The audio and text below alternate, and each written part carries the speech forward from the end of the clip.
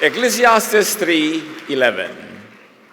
God has made everything beautiful in its time. He has also set eternity in the human heart.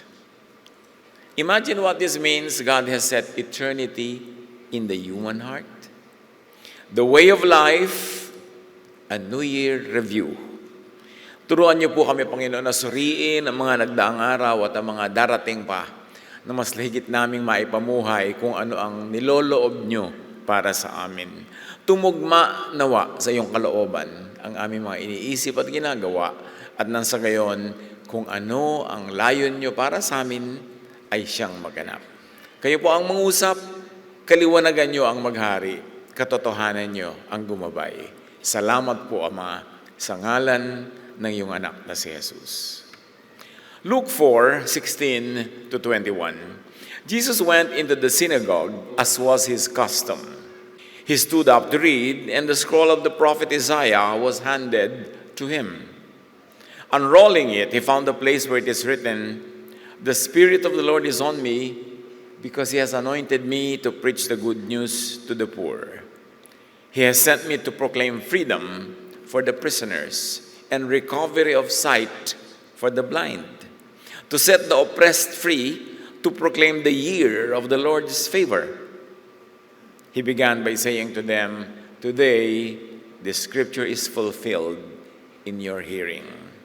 What was said and written by the prophet Isaiah actually outlined the ministry of Jesus.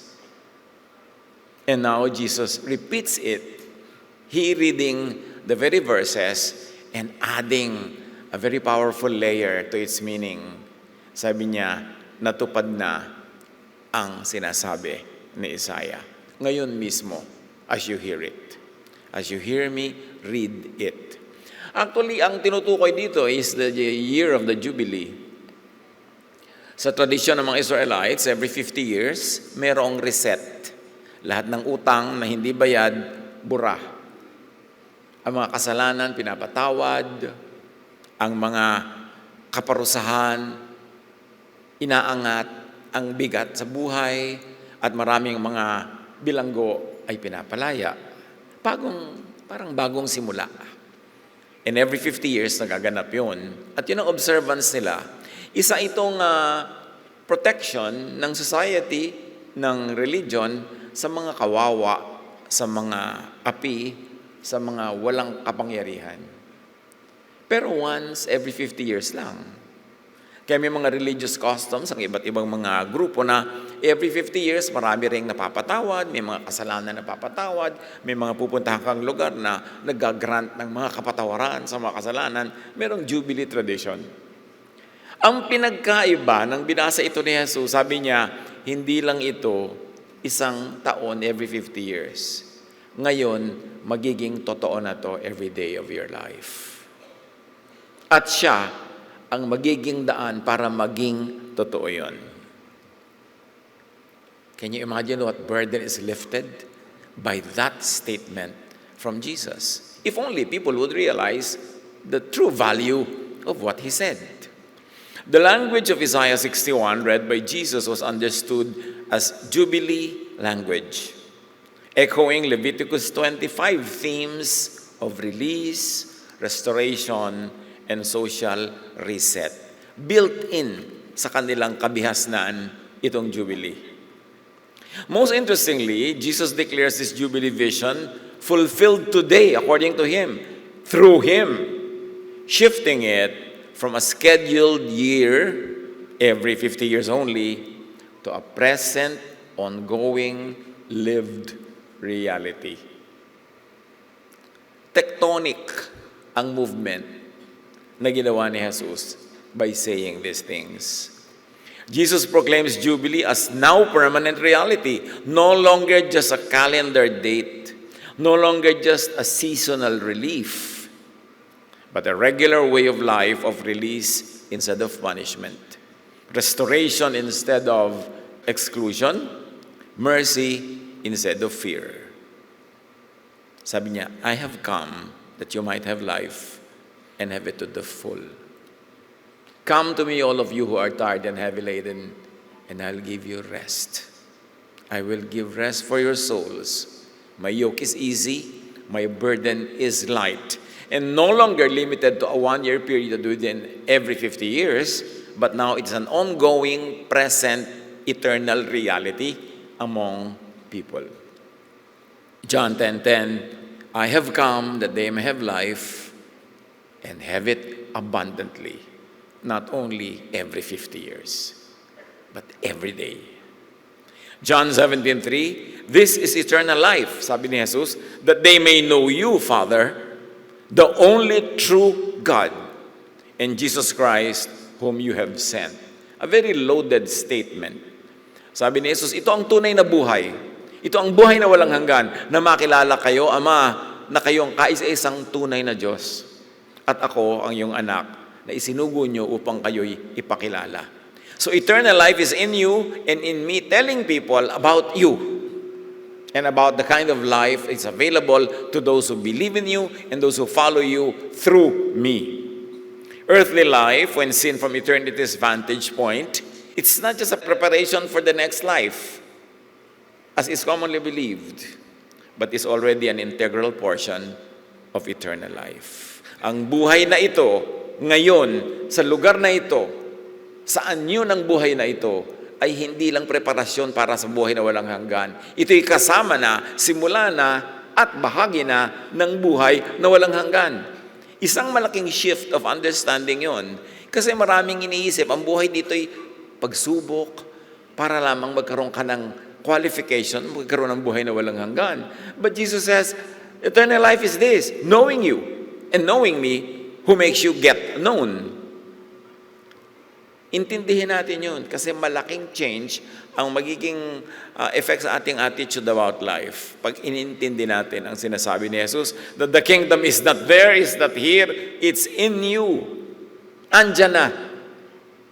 Kailangan mo lang ipamuhay kasi pinamamahayan ka na ng Espiritu ng Diyos. You are the kingdom of God. Not a political entity, not a nation, not a race, not a building, not a religion, but you are the temple of the living God. Can you imagine what kind of freedom is brought about by that realization? Dramatically presented at Pentecost when the Holy Spirit descended on everyone present, and everyone was given the gift of the Spirit. Pagka ganito mga New Year, or mga new week of the new year, ipinagdiriwang ng marami ang pagbabago by counting days, making promises, and raising hopes. Pero hindi naman talaga nare-reset ang buhay at midnight. Kahit ano pang countdown ang gawin mo, hindi naman pagpitada ng alas 12 talaga na bago yung buhay mo. May pa-countdown pa. Life goes on. Carrying unfinished stories, habits, wounds, and hopes with it. Ang mahalaga, maunawa ang buhay. Hindi lang magbilang ng mga araw at mga taon. Maunawa ang puno at dulo, ang saysay ng kasaysayan para mailagay sa lugar, sa context, ang bawat moment, bawat episode, at malasap ang maximum sarap ng buhay. Kailangan malayo ang pananaw. Buo ang pagtingin sa buhay. Hindi putol-putol. Hindi segment-segment. Part of an ongoing eternity. At binuksan ni Jesus yung mga mata ng mga tao kung ano ang kahulugan ng eternal life. A new year is not magic. It's an invitation and an inquiry. Nagtatanong ang New Year kung ano ang handa tayong bitawan, i-repair, buuin muli, simulan. Sa darating ng mga araw ba ay ready, willing, and able ba tayong mabuhay sa katotohanan ng mas totoo, mas ayon sa mga dati na at lagi namang nakatakda na hindi naiiba, New Year or Old Year. Ang New Year ay hamon para din suriin pa ng mas malalim ang buhay sa mundo, ang kahulugan at pamamaraan nito. Para mas makasakay, makaayon at makidaloy tayo sa mga agos ng buhay na siya at siyang makakapangyari at mangyayari. Pagka ang pananaw natin limited pang-araw, pang-oras, pang-linggo, pang-buwan, pang-taon, mahirap makita yung buong picture. At kailangan lumayo-layo, lumalim-lalim ng pag-iisip para magkaroon ng saysay ang bawat sandaling nagaganap sa ating buhay. Para hindi lang tayo dagdag ng mga taong binibilang, habang dumadaan ang mga taon ay dagdag ang mga mahal na buhay mahal sa buhay nating sumasakabilang buhay. Nahalata nyo ba yun? Padami ng padami, lumilipat ang listahan sa RIP. So huwag masayang yung mga ganong klaseng paglipat-lipat ng mga listahan, kundi masakyan natin ang mas malalim, mas makabuluhang buhay. Ano ba talaga ito? Nililibang kasi tayo at minsan nililihis ng ating mga daily needs, ng mga pangangailangan, ng mga desires, ng mga ups and downs, ng mga emosyon. Kaya tuloy, dumadaan na lang at nauubos ang buhay sa mundong ito na halos ay di pa rin natin maunawa kung ano ba talaga. Ba't pa tayo nandito? Ano ba talaga? Ipapanganak ka lang para ka tumanda at kung pala rin at bigyan ng pagpapala magkaroon ka ng anak, ay magkaanak at magkaapo, tapos tumanda ka at mamatay ka. Ganun lang ba yun? Paikot-ikot na lang. O may iba pang hulugan yan. Isinilang ka ba sa mundo para lang tumanda at mamatay din? Dumaan ka lang dito? O may iba pa? What to know more deeply, relearn and appreciate about life.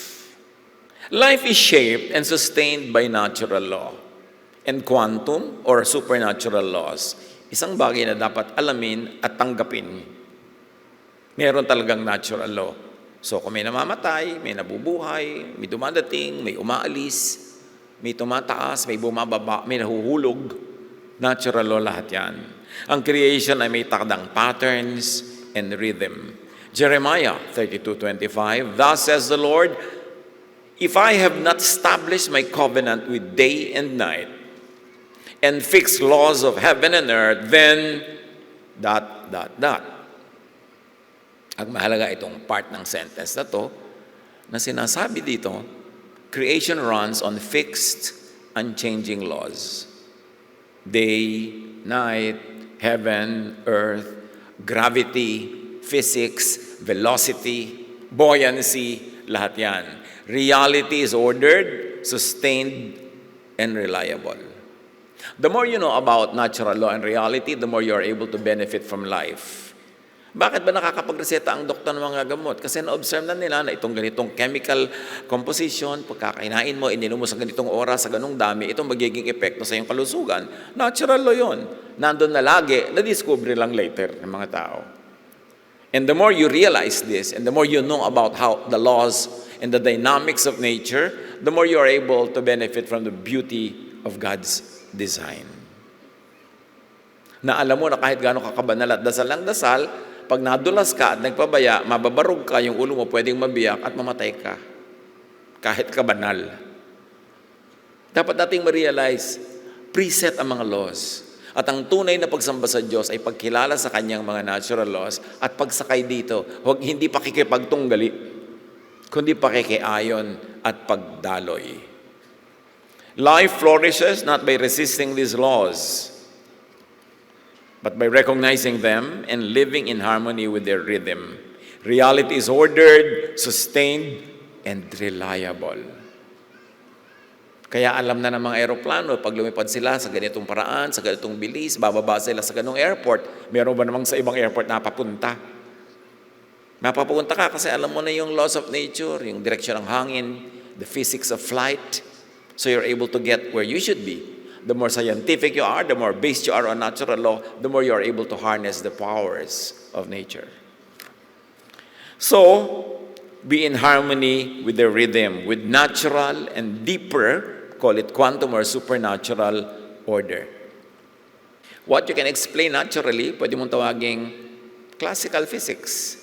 And beyond that, what is usually beyond ordinary explanation, quantum. Mas naiintindihan from another point of view, from quantum physics. Kaya kung kayo matatakot dyan, magandang pag-aralan. Kahit kung isang pinapantal ka, makita mo pa lang yung spelling. But it opens another way of understanding reality. Alamin, sabayan, sakyan ang unchanging laws of nature. Bakit di natin gawin niyang New Year's resolution? Para may pakinabang.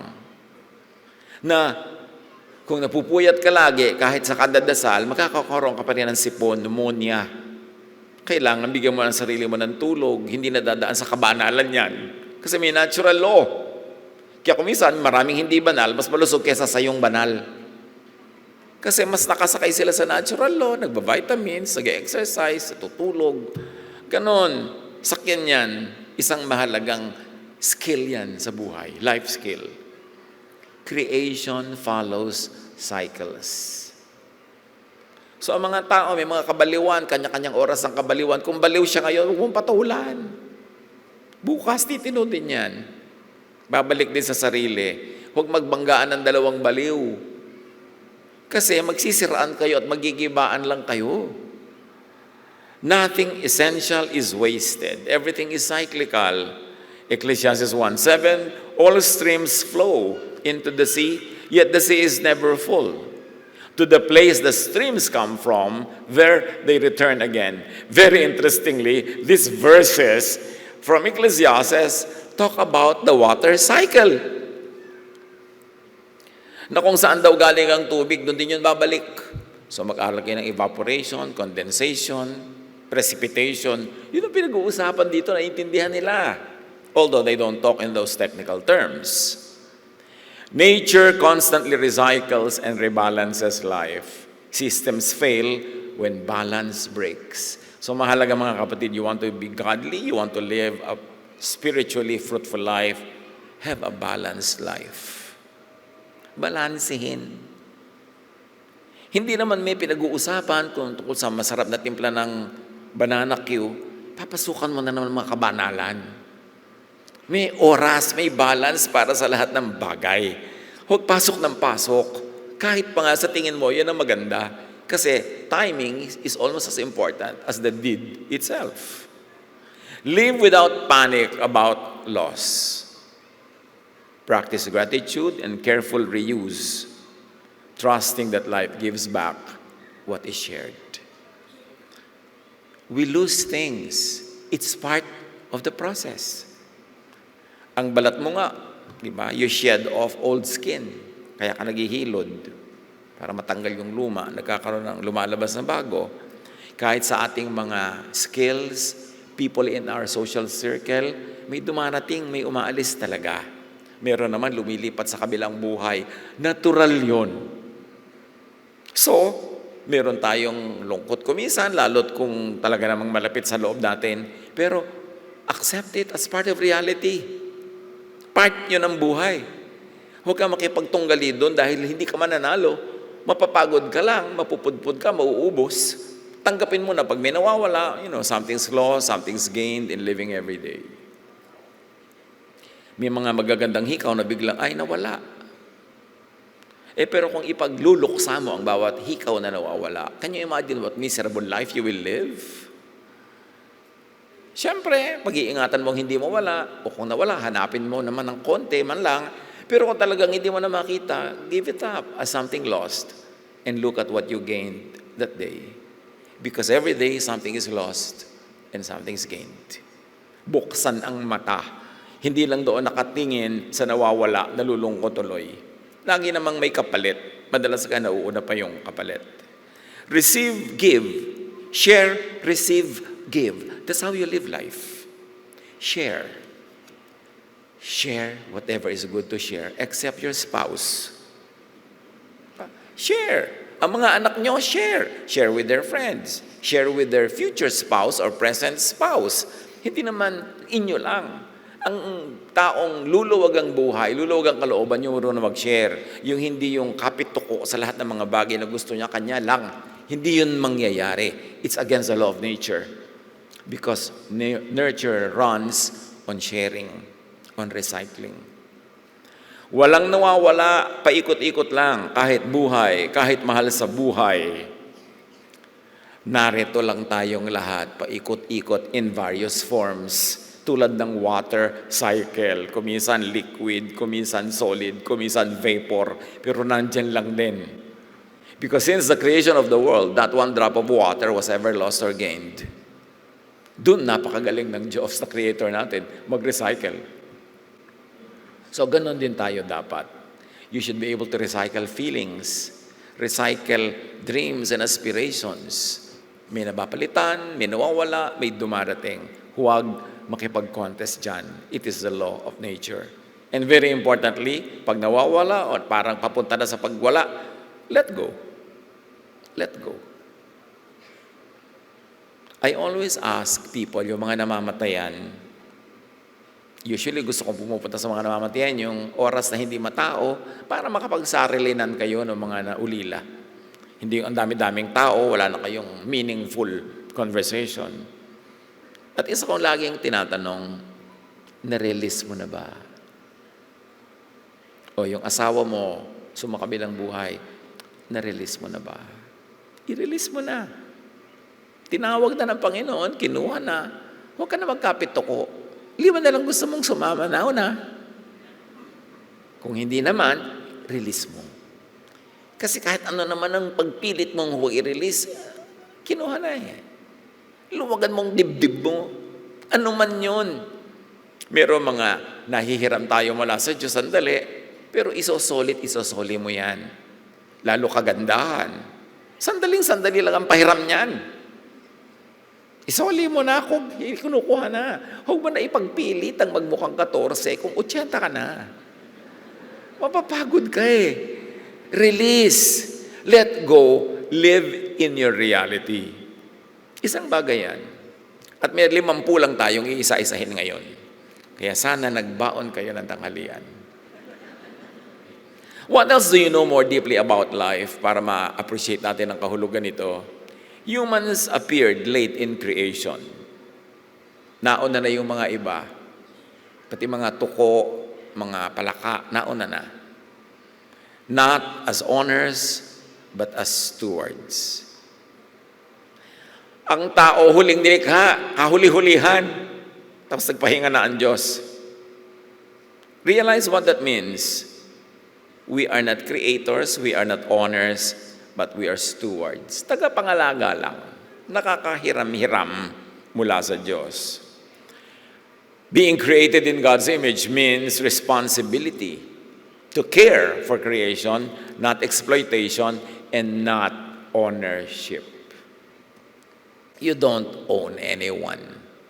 You don't own your spouse, you don't own your children, you don't own your parent, you don't own anyone. Tayo yung mga binigyan ng Panginoon ng assignment to care for one another, not to possess one another. The more we understand that, the easier life would be for us and for those we love. Genesis 2:15, the Lord God took the human and put him in the garden to work it and take care of it. Kahit nature, trabaho natin yan, alagaan, hindi yung ide-develop, na ibig sabihin, kakalbuhin mo yung gubat, ifa-flatten mo yung lupa, tatambakan mo ang mga ilog para maging lote mo. Hindi yun development, yun ay distraction. And the more we realize that kind of responsibility, and the more we are serious about doing that kind of work, the easier it will be for us and for everyone around us to have a better life. Ecology shows powerful actors must care for the system, not extract, or the system collapses, including themselves. Hanap tayo ng life sa Mars, sa Moon, tapos sinisira natin ang lahat ng life forms dito sa sarili nating planet. What kind of foolishness is that? Hanap ng trace of water sa Mars, tapos yung mga water natin dito, pinupulyot natin. Sinisira natin yung mga water tables. Come on! Dapat ma-realize natin that we don't own. We are custodians. Nakikihiram, nakikigamit, hindi mayari. Treat body, people, land, money, power, ano pa man, as entrusted, not possessed. Share. Nothing is ours. Let go. Set free. Give way. Huwag magkamal ng mga bagay na hindi mo naman kayang ubusin kahit sa isang buong lifetime. Sayang ang pagod. Mapupunta din yan sa iba. Pag hindi para sa'yo, pag hindi sapat sa'yo, mapupunta sa iba. Rest is built into reality. Isa pa natin yan dapat isipin. Endless, fruitless labor is ungodlike. And this is what makes me sad when I see many people that are so underprivileged, so deprived. Kulang na kulang ang kinikita, kulang na kulang ang pera, ang oras para sa sarili, nagasgas na ang buhay katatrabaho araw-araw, hindi naman tamad pero hindi makaahon sa hirap, hanggang mamatay na lang nang nakalugmok pa rin sa kahirapan. Parang nadaya, hindi niya nalasap yung mga niloloob ng Diyos na lasapin niya sa buhay na ito, because some people are so selfish and so greedy, depriving everyone else who are under their power. At tayo man, kahit yung kusa natin pagtatrabaho, yung trabaho ka ng trabaho, you should never forget that God ordered us to rest. Hebrews 4:10, anyone who enters God's rest also rests from their works, just as God did from His. As much as our resources will allow, observe more rest. Magulang ka, mag-rest ka rin kahit mahal mo ang mga anak mo at gusto mo mag-provide. Hindi yung uubusin mo na lahat ng lakas mo para sa mga anak mo, which is not bad, pero dapat marunong ka mag-balance na may matira sa iyong sarili, marunong ka rin magpahinga, marunong ka magbigay sa sarili mo rin ng mga bagay na gusto mo, kasi pareho ka nila, kasama ka sa gusto ng Diyos na lumasap ng kabutihan niya. Huwag sobrang magsakripisyo to the point na ikaw na yung wala nang natamasang kabutihan. Rest is not only pagpapahinga sa pagod. Yun ay pagtigil sa lahat ng mga bagay na umaagaw sa ating atensyon para magkaroon tayo ng oras sa mag-isip-isip, magbulay-bulay tungkol sa mas matataas na bagay na dapat marating ng ating espiritu. But when you are too busy toiling just for survival, you are deprived of the opportunity to think of the much nobler things that will elevate your spirituality, your consciousness, your personhood. And this is what poverty does to people. Inaagawan sila ng time, talent, treasure para mapaasenso ang kanilang espiritu, ang kanilang kaluluwa, ang kanilang pagkatao. Growth and repair occur during rest. Chronic stress without recovery degrades immunity, cognition, and even lifespan. Kahit sa mga nagba-bodybuilding, kailan lumalaki ang muscle ng bodybuilder? Hindi habang nagbubuhat siya ng mga weights. Bukas, sa rest day niya, doon nag-grow yung muscle. Growth happens at rest, not at work. So dapat huwag mong i-deprive yung sarili mo ng rest. Kahit mental growth, nangyayari yan when you're at rest. Kaya pag may mga kukuha ng board, mga exam, mga bar, maglalapitan sa akin, pag-pray niyo po ako, pag-pray niyo po ako. Ano ba balak mo between now and next week na exam mo na? Naku, mag-aaral pa po. Tumigil ka na. Di ba siya taong ka na nag-aaral? Ba't mo ngayong kakadarapa ka ng last week? Makakalimutan mo lang lalo yan, maghahalo-halo sa utak mo. Magsine ka, mag-spa, kumain ka ng banana Q, manguyakoy ka sa balde, umupo ka dito, magtingin ka ng view, para ma-rest ka, lahat ng pinag-aralan ng mga maraming taon, babalik yan pag natanong sa exam. Magpahinga ka, kasama yon ng iyong growth. Hindi nadadaan yan sa sobra-sobrang non-stop work.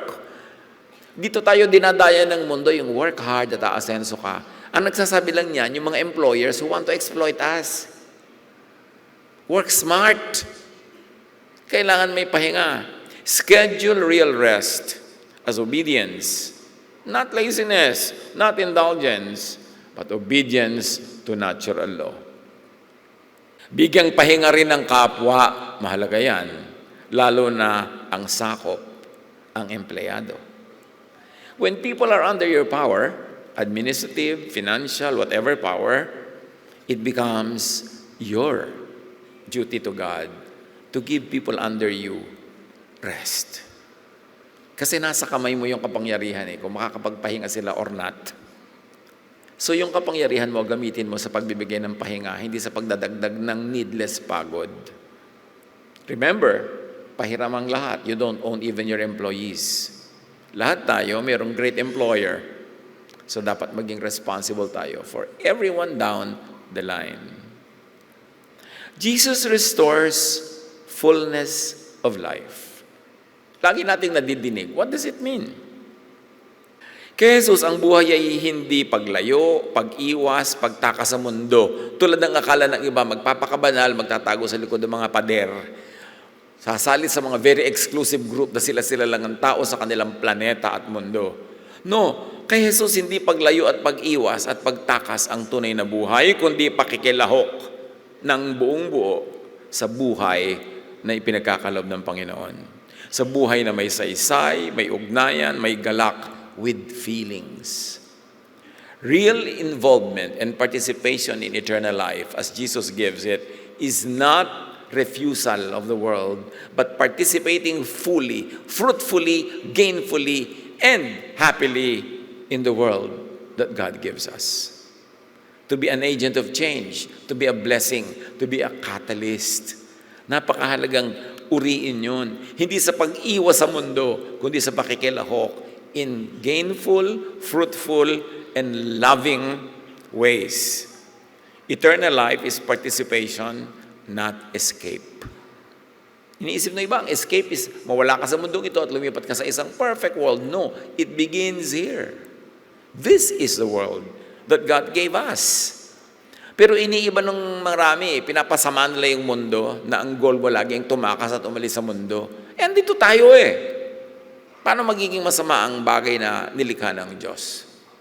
John 10:10, I have come that they may have life and have it to the full. Where? Here. Now. Not in another time, not in another place.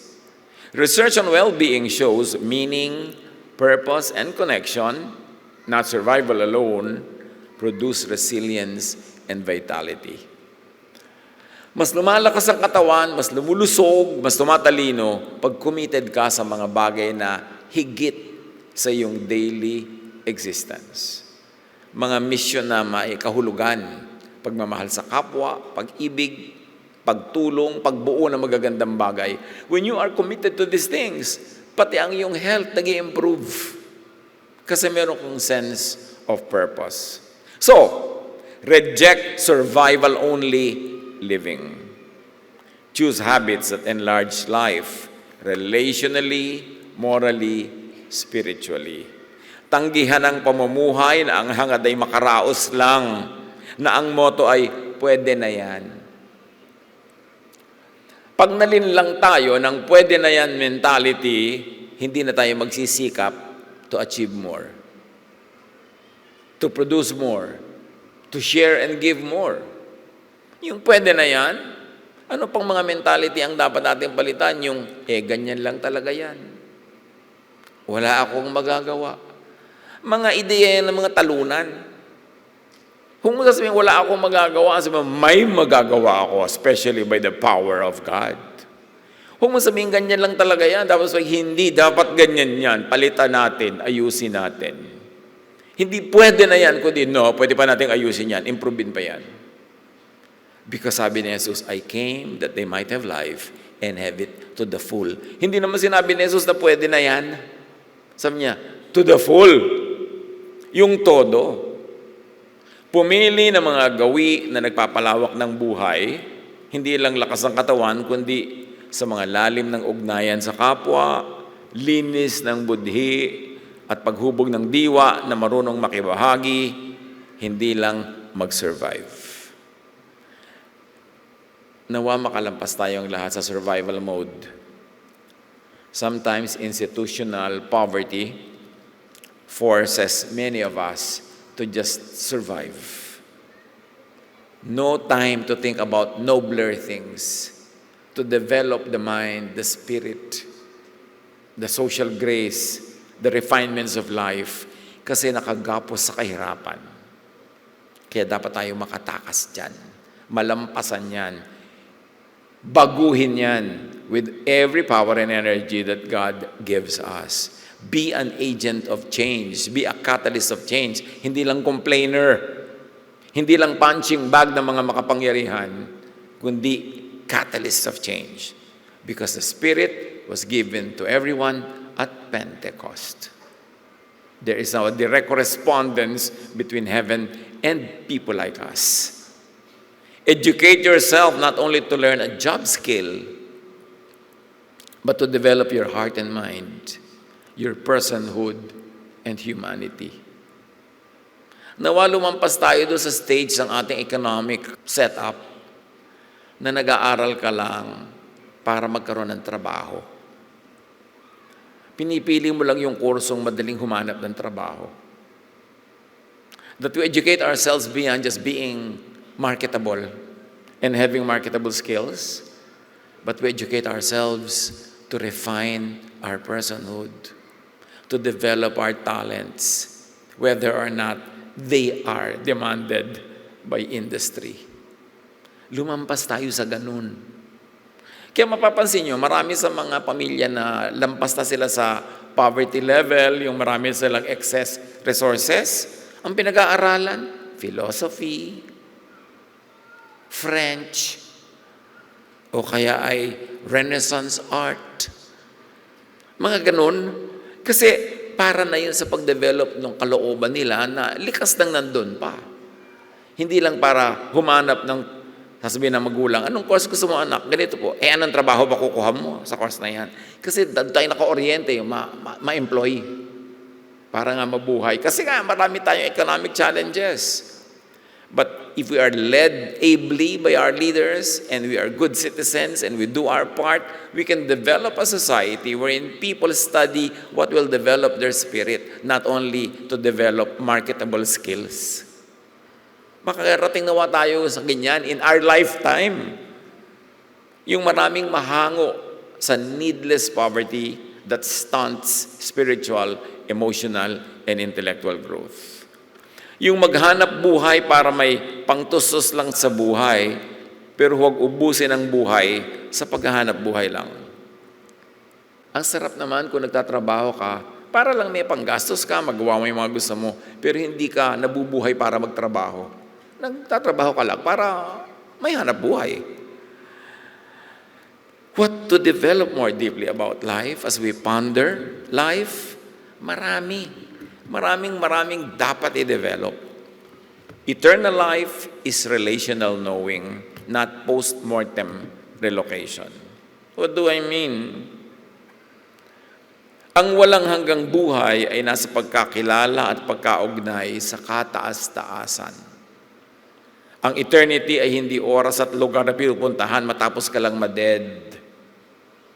Eternity is in the heart, in the mind, and eternity is here and now. Very especially, Jesus delivered eternity direct to us.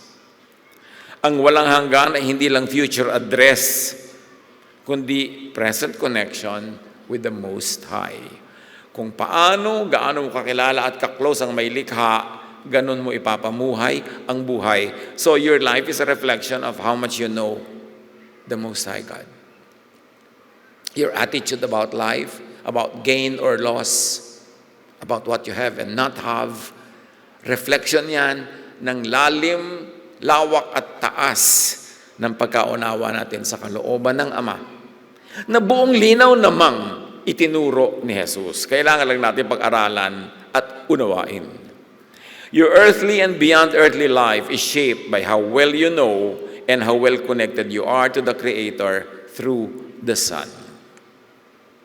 Hindi lang dapat religion, dapat spirituality. Hindi lang attendance in religious activities, but real connection with the divine. Activities like this can be a link that brings us close to the divine, but mere attendance is not the point.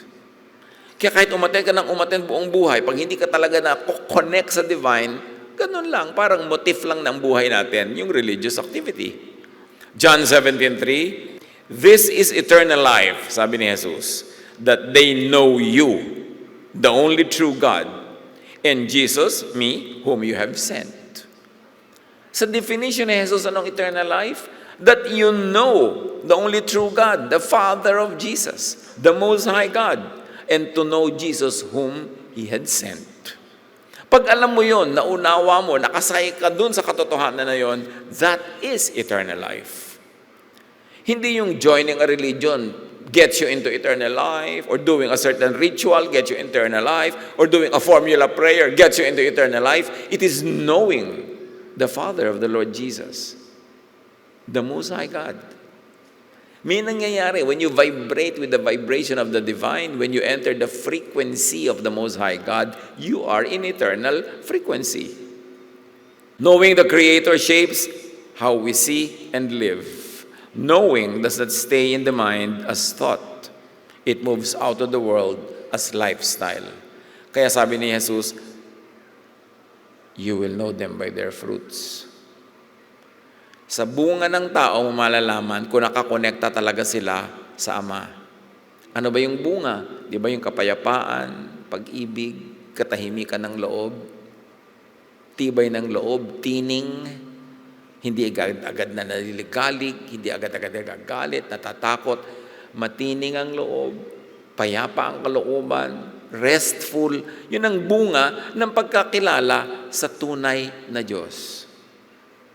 Kaya malalaman mo kung kanino nakakonect, sa tunay na Diyos o sa hindi, kung ano ang bunga sa buhay. Sabi ni Jesus, a city set on a hill cannot be hidden. You will be known by your fruits. So invest daily in vibrating with the Most High's presence and frequency, not in religious performance. Hindi sa pagbabanal-banalan. It is vibrating with the divine. And I always like to use principles of quantum physics kasi mas nai-illustrate eh. If only we will have a working knowledge of basic principles, hindi iniiba ang katotohanan. Nagkakaroon ng ibang lente through which you see it. Nagkakaroon ng ibang additional lenses yung microscope mo, mas malaki ang nakikita. Or telescope, mas malayo ang nararating. Life is programmed to reproduce, sustain, and cooperate. Interdependence is design. Another principle by which we can live more fruitfully. Life is meant to reproduce, to sustain, and to cooperate. Interdependence is not kapintasan, it is design. Walang nabubuhay mag-isa na puno or full. Ang lakas at ganda ng buhay ay nasa pakikipagtulungan, hindi pagsasarili. Mga magulang, lalo nagpapalaki kayo ng mga bata, turuan sila ng cooperation, hindi ng competition. Yung mga bata, bakit mo gustong ipasok yung anak mo sa ganung school? Kasi very competitive ang training ng school na yun. Talaga, gusto mong isuong ang anak mo sa lifelong competition? What kind of life will be lived always in competitive mode? Laging dapat siya ang most test, siya ang number 1, siya ang pinakapanalo, siya ang pinakamataas ang grade. Gusto mo talaga na maging alipin ng ganong kasinungalingan ng iyong anak? Suriin ang buhay ng lahat ng number 1, winner, top, etc.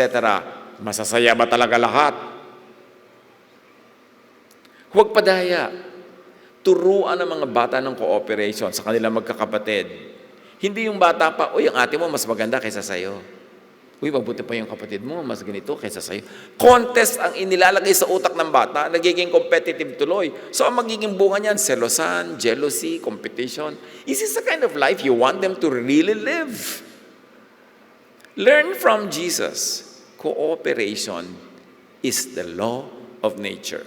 Even the species, they survive, they thrive because of cooperation. Even according to studies, mga halaman sa gubat o halaman anywhere, yung mga ugat nila nagtutulungan. That when one plant is deprived of specific nutrients and those other plants around have those, isinusupply nila through the root systems under the ground. Nagtutulungan yung mga halaman. Pag mayroong isang kapwa halaman nila na ina-attack ng mga kulisap o mga hayop na salot sa kanilang mentality, sa kanilang buhay, nag-emit sila ng mga chemicals na nagpapalaya sa mga insekto na yun. Nagtutulungan yung mga halaman, mabuti pa kaysa marami magkakapatid dyan. Na nagsisiraan, nagigibaan. Ano mangyayari doon? Magulong buhay. 1 Corinthians 12:12, just as a body has many parts, but is one, so it is with Christ. Life survives and thrives through cooperation. If you are steeped in this kind of value system, you were raised cooperating with others, good, continue it. But if not, it's not too late to shift gears, to have tectonic plate changes, to have a new life. Learn to cooperate and to benefit from it. Stop idolizing self-sufficiency. Practice mutual care without apology. What else should be known? We already know, but we should know deeply. God is love. Ang daling sabihin, pero yung maraming tao who claim to be godly, the religious, loving ba? Doon lang naman nagkakatalo. Doon nagkakakilanlan. Kung kilala nga ba ang Diyos, loving ba? Kung ang kataas-taasan ay pag-ibig, ang buhay ay pinalalawig at pinatitingkad, hindi ng takot, kundi ng pag-ibig na malaya at marunong magpalaya sa kapwa. Kung ano mang kapangyarihan ang ipinahiram sa iyo ng may likha, gamitin mo para magpalaya ng kapwa, hindi para magkulong at magtali. Because the ministry of Jesus is to liberate. Love is the sustaining essence of life. 1 John 4:8, whoever does not love does not know God, because God is love. Sinabi bang ang pruweba that you know God is dami ng verses na alam mo? Dami ng courses na natapos mo sa kabanalan? Religious office, title? No. Sabi, whoever does not love does not know God. So suriin ang sarili, suriin ang kapwa. Those that fashion themselves as godly, loving ba? Dun lang. Yun lang ang test. Harmony in love strengthens and sustains love. Ang pagkakaisa at pagkakatugma-tugma ang nagpapalakas at nagpapatibay sa atin sa pagharap sa mga pagsubok ng buhay. Kapag ang mga bahagi ay marunong umayon sa isa't isa, lalo sa pamilya, sa organization, ang lakas ay hindi na uubos kundi nadaragdagan. At ang buhay ay nagiging mas matatag at humahaba. Ang nagpapaiksi ng buhay ang needless competition and competitiveness. Ang pakikipagtulungan ang nagpapalawig at nagpapaganda ng buhay. Evaluate beliefs by whether they produce love or fear. Discard the latter. Paano mo susuriin ang belief system, ang religious doctrine, ang statement of faith, ang correctness? Itanong mo lang, does it produce love or fear? Yang teaching na yan, yung doktrina na yan, yung practice na yan, nagpo-promote ba ng love o takot? Ng pagtitiwala sa isa't isa o pagtatago at hypocrisy kasi takot na masuri, ma-judge ng kapwa. Suriin ang mga paniniwala ayon sa bunga nito. Nagbubunga ba ng pag-ibig o ng paninikip at pagkasakal ng kalooban? Bitawan ang kaisipang hindi nagbubukas sa buhay at ugnayan. Dahil ang totoo at makabuluhang paniniwala ay laging nagpapalawak, hindi nagpapaliit, nagpapataas, hindi nagpapababa ng pagkatao.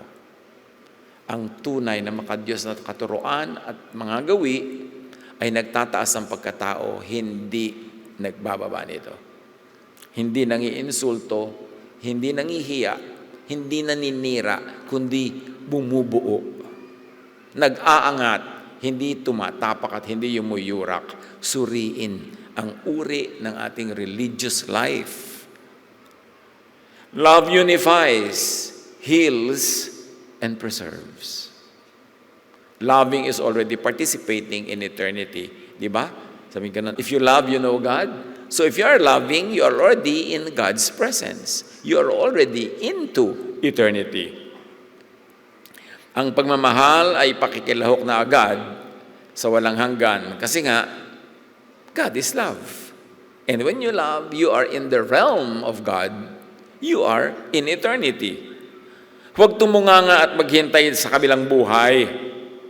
Ngayon pa lang, ay pumasok at makilahok na sa eternal life by loving. Inoperationalize na ni Jesus. Ginawa na niyang manual na madaling maintindihan at kopyahin. Love. Whoever loves is in God. Whoever does not love does not know God. Ganun kasimple. 1 John 4:12, if we love one another, God lives in us, and His love is made complete in us. How does God live in us daw? If we love one another. God lives in us. Love is the way, the door to eternity. Enter eternity through the door of the Most High, the way of the Son, Jesus, which is the way of love. Paulit-ulit na tayo nito, nagdurugo na mga tenga nyo, kauulit ko nito, pero pagduguin pa natin. Para talaga lalo nating maipamuhay. Ganun lang kasimple yung katotohanan, huwag complicated. Strong social bonds reduce mortality risk more than diet or exercise alone. And this is according to studies. Mas nakakapagpalawig ng kalusugan yung strong emotional ties more than physical exercise. So choose reconciliation over winning, relationship over being right. Gaano karami sa pamilya, magkakapatid, magulang at anak, nagkawatak-watak, nagkagulo-gulo, kasi pare-pareho nagke-claim to have the right idea, to be the winner in the contest of philosophies, o sa agawan. Nag-aagawan sa mga mana, magkakapatid, nagkalayo-layo. Alam niyo yung mga magkakapatid na nagkakalayo-layo, dinadamay pa yung mga anak-anak nila, yung mga magpipinsan sa mga giyera nila magkakapatid, sa agawan sa kaprasong lupa, lupa sa barangay, lupa sa paso, lupa sa kuko.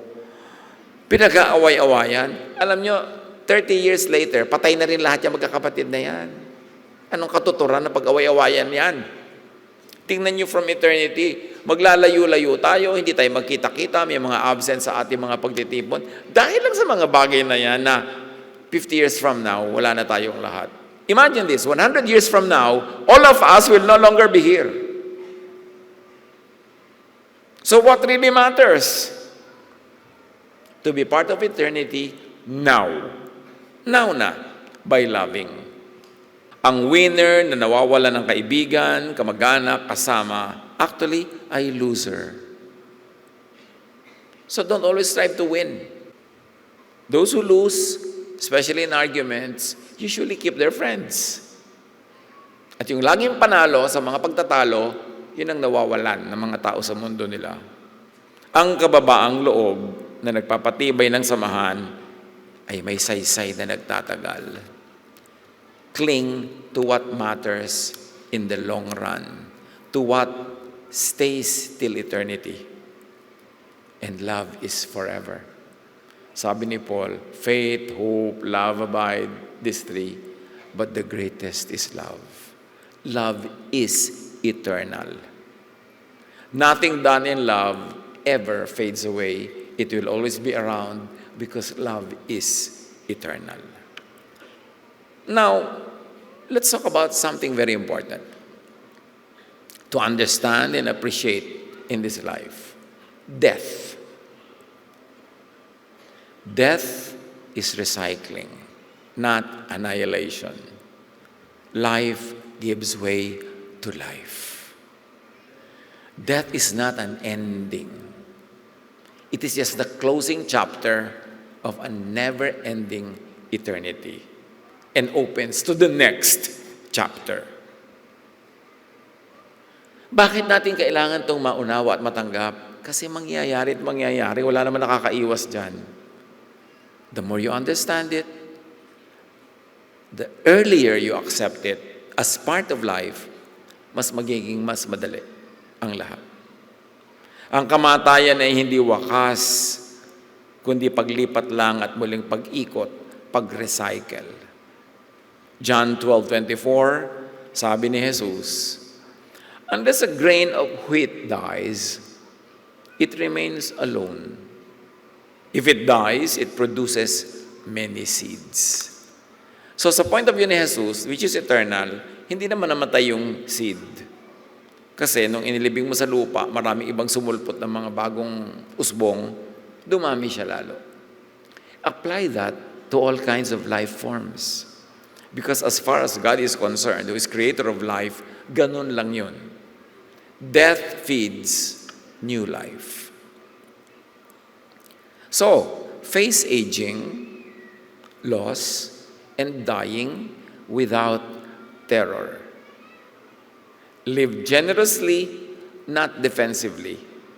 Do what you can to keep yourself healthy. Ang loved ones natin, let's keep them as healthy as possible. Pero pag tinatawag na tayo ng kabilang buhay, release. Let go. It's not the end of eternity. It's just the beginning of another chapter. Live well and die beautiful. Yung mamamatay ka na talaga, di mamatay ka. Anong gagawin mo? Hindi mo naman yan mapipigil. Ang mahalaga lang, you are not possessed by regrets. Na ito, namamatay na ako, sayang naman, hindi ko pa naibigay yung gusto ko ibigay sa kay ganon, hindi ko pa namahal si ganyan, hindi ko nadalaw si ganon, hindi ko nagawa yung ganong kabutihan. Dapat wala tayong regrets kasi everyday ginagawa mo na kung ano yung dapat. Nagmamahal ka na, nagbibigay ka na, nag-share ka na, and when you die, die. It's really that simple. Mahirap pag ginagawa mong emotional issue. Pero sino naman nakalutas ng emotional issue niyan? Kaya mga hari, mga pharaoh, mga emperor, mga billionaire, everybody dies. Accept it. Harapin ang pagtanda at paglipat sa kabilang buhay ng may kapanatagan. Hindi ngarag na pagkapit tuko sa earthly life. You cannot hold on to earthly life forever. One of these days you have to give it up. The less struggle, the easier for all. Mamuhay ng bukas palad, hindi tikom, hindi selfish, hindi maramot, sapagkat ang buhay na marunong magbigay at magbitaw ay mas buo kaysa sa buhay na puro kabig, puro kapit. We keep what we give away and lose what we foolishly, selfishly strive to keep. That is the irony of life. Yung ipinamimigay mo, yun ang bumabalik-balik sa'yo. At yung ipinagkakait mo sa iba para sarilinin, yun ang biglang nawawala. Give what you want to receive. Release what you want to keep. That is the secret of a happy life. Life grows, contributes, reproduces, and returns. Kaya cyclical lahat. Walang isinilang para mawala ng saysay. Ang buhay ay may ambag, may bunga, at may balik. Nothing is born to just vanish meaninglessly. Lahat ay may kasaysayan, lahat ay may saysay. Romans 14:8, whether we live or die, we belong to the Lord. Life changes form, but it is not lost. So, to better understand life and to live it well is to understand and accept the issue of death. Live today as meaningfully as possible. Act as if your life already belongs to eternity because it does. Mamuhay ng may lalim at may saysay beyond just existence. Seen from eternity, life is safe in God's care. Nothing done in love is lost. Walang pagmamahal na nasasayang. Lagi yang may bunga sa walang hanggan. Romans 8:38-39, neither death nor life, nor anything else in all creation will be able to separate us from the love of God. Nothing can separate you from the love of God. Dibdibin, Huwag mamuhay sa takot. Rest in trust. Do not be anxious. Live generously and peacefully. So dapat manahimik, kalma lang. Nothing is permanent. Pag may kaharap kang crisis, sabi mo, lilipas din ito kasi nothing is permanent. This too will pass. Colossians 3:2-3, set your mind on things above, not on earthly things. For you died and your life is now hidden with Christ in God. Yes, tulad ng sinabi natin kanina mga kapatid, die beautiful. But before that, live generously, live bongaciously. Happy New Year!